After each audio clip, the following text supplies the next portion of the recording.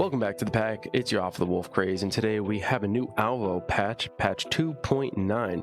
In this patch, it's going to detail everything that's coming to both platforms and what's coming to each individual platform. So sit tight, stay tuned. We're going to go over all this together right here, right now.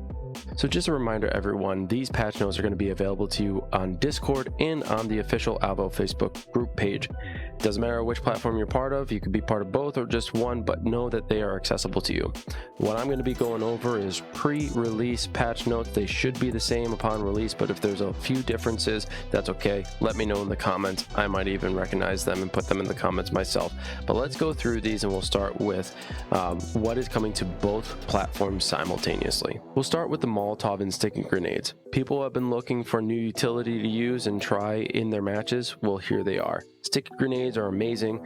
I personally suck with them, but if you're really good at timing it, sticking grenades to people, sticking them to the walls near people, these are right up your alley. They're fantastic. They have been modified time and time again, from size to explosion radius.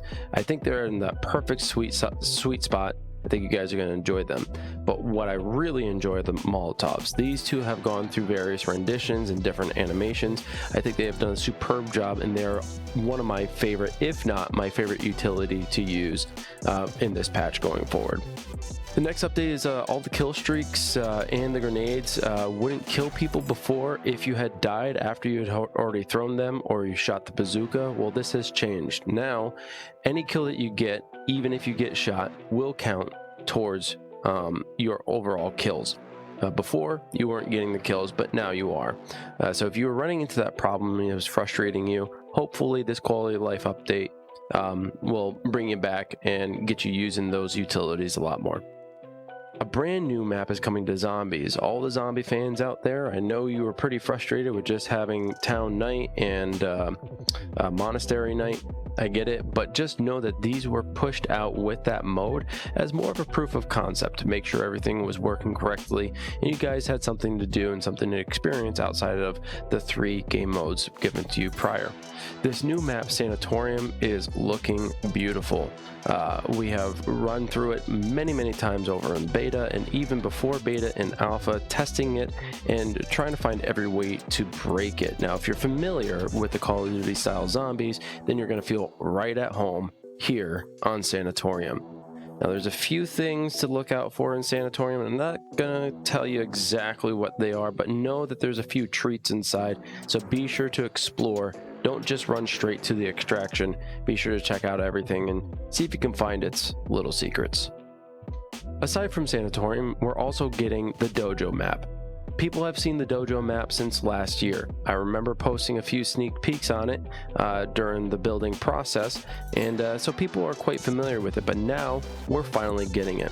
This was built around the same time Retreat was, along with another map that I can't talk about because it's still under development, but pretty close to completion. So we've worked on this map for a long time, but now it's finally coming out. And for those who are familiar with CSGO might recognize the layout just a little bit. Just know that some of the maps that are created are inspired by other maps, although they don't look identical, but they should feel familiar enough to those who have played other games that, you know, they'll be able to find their way around nicely.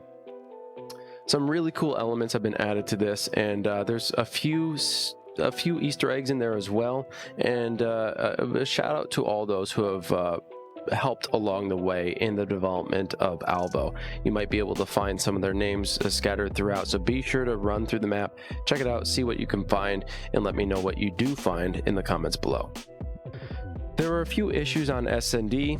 For the search and destroy mode, people were spawning in the same spot. Hopefully you won't be running into this anymore. I personally only encountered it a few times. It wasn't a huge issue to me, but it was enough of an issue that it just shouldn't have happened. So it's a quality of life fix that hopefully everyone will appreciate. There's also an issue with the bomb despawning when you jumped off a monastery. First of all, if you're in search and destroy, why are you jumping off of the monastery wall? I mean, if it happens by accident, but let's be honest here. You really shouldn't be jumping over the wall unless you're running from someone. You no longer have to worry about the bomb despawning if that happens accidentally, or if you did it intentionally. The bomb will automatically spawn back on the map, so your teammates can pick up where you left off. Here's another quality of life update.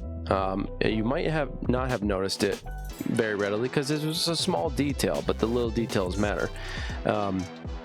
Before you spawned into a round, you would open up your menu, and sometimes the avatars next to the names weren't showing up, or they were duplicated, or they were completely wrong. So this has been fixed. When you open up the menu, the correct avatar should be shown next to your name, and if that was bothering you before, well, there you go. Quality of life update in this patch for you. Along with the before the match avatars, there was also a death scene, sometimes showing the incorrect player avatar. So if you were killed and you got the notification of who killed you, well, sometimes that would show the wrong avatar. Now this has been corrected. Again, another quality of life thing just for you guys. Another quality of life update is when switching between servers, the NA and EU server, people were experiencing a voice crack or an absent voice period. People wouldn't be able to talk to their teammates and they couldn't hear their teammates. Well, this quality of life update is going to fix that to the point where you don't have to worry about it anymore. When servers change from NA to EU and EU to NA, no longer will voices drop. You'll still be able to talk to your teammates and anyone else who might be in the lobby. Another quality of life update is the voice chat indicators at end of match and death scene. Before, it used to just be a static speaker in a text bubble, but now that text bubble will turn off when someone's not talking and it'll turn on when someone is talking. Before, everyone would be talking in the lobby and it'd be very hard to identify who is actually talking. This quality of life update is going to fix that, and you're no longer going to have those issues of trying to identify who you're talking to or who you're trying to communicate with. Another request from the community was that you be able to talk to everybody who is in the lobby. Whether it was FFA or TDM, at the end of the match, people wanted to chat. Well, now this has been added. So at the end of TDM and also S&D, you should be able to talk to everybody in chat, similarly to how you would with FFA. There have been a few new Easter eggs added. One in particular I can't tell you too much about, something that you kind of have to experience on your own. So I encourage you to explore some of the new maps out there and see what you can find. If you know what they are, or you think you know what they are, please share them in the comments below. I'll let you know if you're right or wrong. And if you have difficulty finding them, perhaps I can guide you in the right direction. Along with a new Easter egg, there are 2 new character skins. Those character skins you can see here in the bottom right corner. Now, you can't see them exactly because I have covered them up. I'm not going to show you exactly what they are, but it's definitely something that you'll want to earn. These are really fun. I thoroughly enjoy them. And you can also see that there has been an update to one of the character skins, as I am posing for it right there in that picture. That used to be, that character skin used to have all black clothes. It just used to be straight black, but now they have updated it to be a little bit more snow related. I personally really love this one. I've been running with it a lot during beta testing. It's absolutely one of my favorites. So check that out. It's really cool. Hopefully you guys enjoy those skins. All right, now that we've talked about what's coming to both platforms, why don't we talk a little bit about the platforms individually. I'm going to go over the quest. There's only 2 items to talk about there, but then we'll get to the meat of it for the PSVR. All right, first, let's talk about the new tutorial map. This environment is really cool and it has been designed specifically for the tutorial room. Now, when it first released, the tutorial room was pretty much just a big gray open void. Now you actually have a little bit of a warehouse to run in and an environment to enjoy.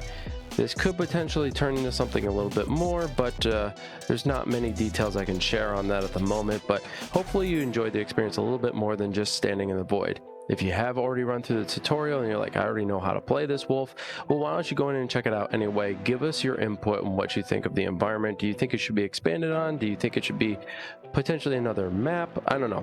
You go in, run the tutorial, let us know how it runs, and give us your opinions. You can always go to the Discord, share it there, or over on the Facebook group page. But if you just want to answer directly here, you can also answer in the comments below. Let me know your thoughts. I also want to talk about the friend system. So the friend system has been developed specifically for the Alvo application itself. This is going to be both for the Quest and the PlayStation, but for all the Quest users, let's talk about it specifically here. There were issues with the Oculus end of things, or shall I say the Meta end of things, where the friend system wasn't really working properly with the application. And this isn't the only application it hasn't worked with. It hasn't worked with a lot of other ones. So the team over at Alvo has decided to create their own system that's integrated into the application itself. You should be able to find your friends fairly easily here. As you can see in this picture, those are all the friends that I currently have. On the bottom right, you will see that there are multiple pages that you can have. And if you have more pages, the button will turn yellow, and you can be sure to click on that. On the bottom left hand side, you'll see a player icon with the plus sign.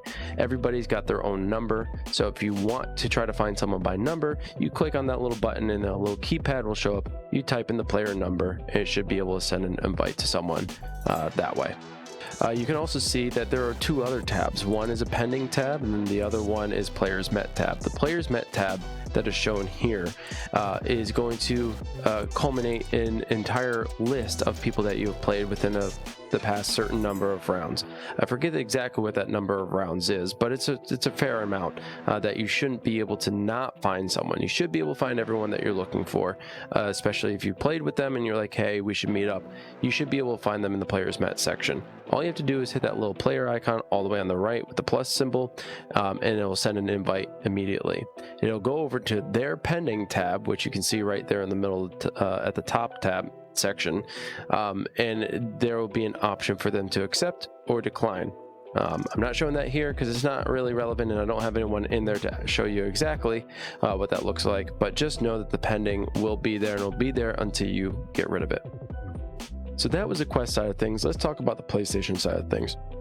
We're just going to go down this bullet list, and I'll talk a little bit about each. Use of auto rifle option is no longer shown when current controller doesn't support any other option. The system now will recognize what controller scheme you have, whether it's a DS4, the move controllers, or the aim controller, and it'll automatically give you what is appropriate for that equipment that you're using. In-game friend system and recently met list, which I just showed you, is also going to be integrated into the PlayStation application.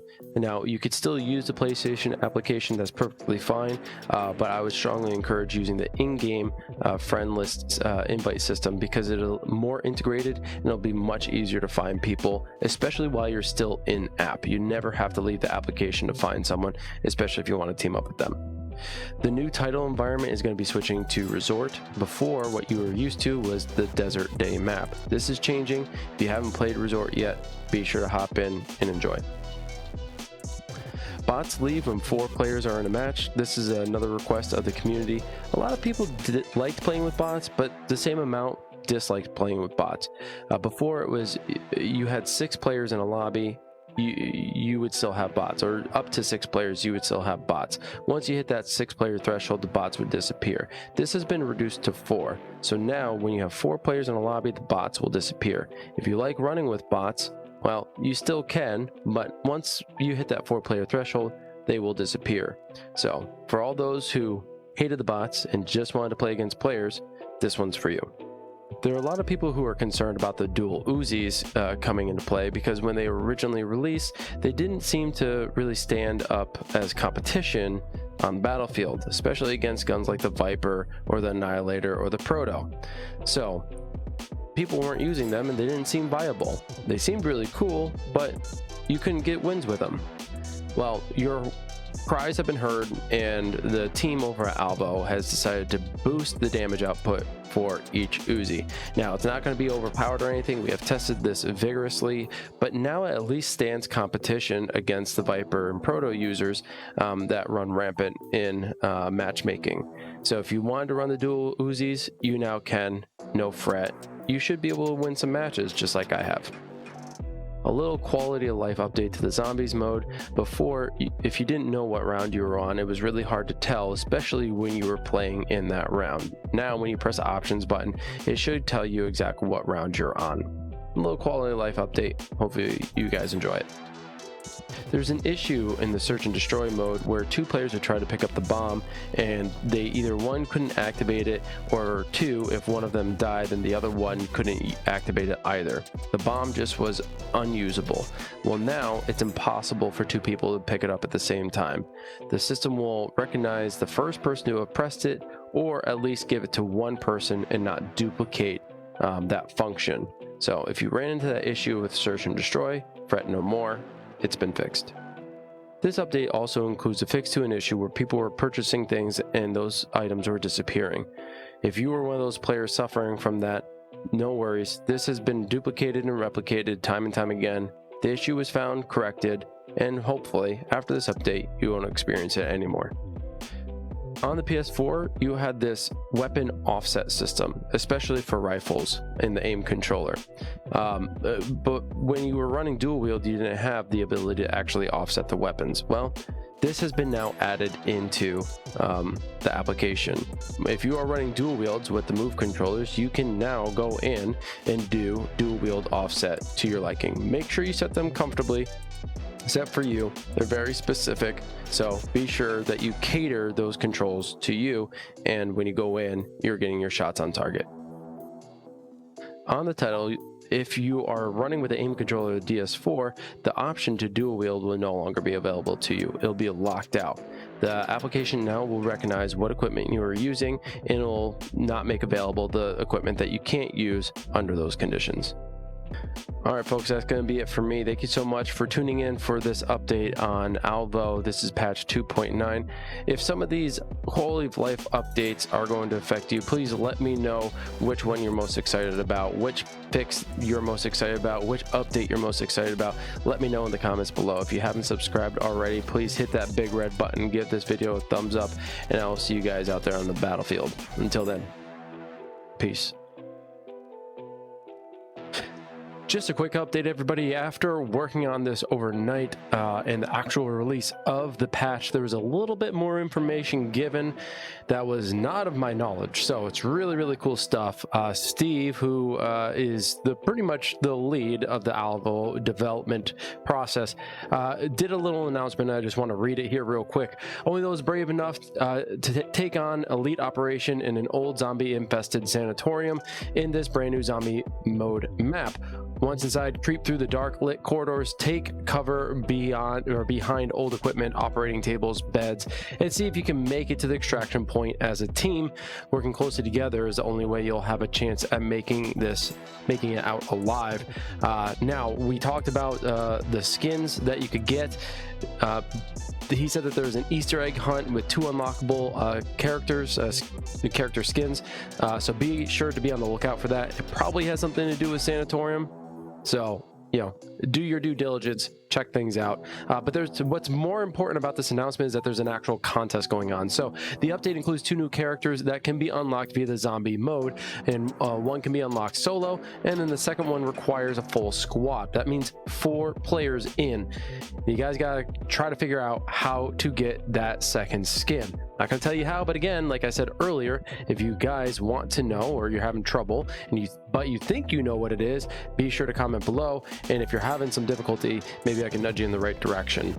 But the contest requires that the first the 3 people of all the people who are able to find this secret, this Easter egg in Sanatorium, 3 people who found the Easter egg within the first 2 weeks will get an Alvo t-shirt sent to them. So really cool, a little bit of merch that you won't have to worry about paying for. As long as you find the second skin, the little Easter egg, you'll be in the running. But anyway, that's going to be it. Thank you so much for tuning in, and I'll see you guys next time. Later, pack. Peace.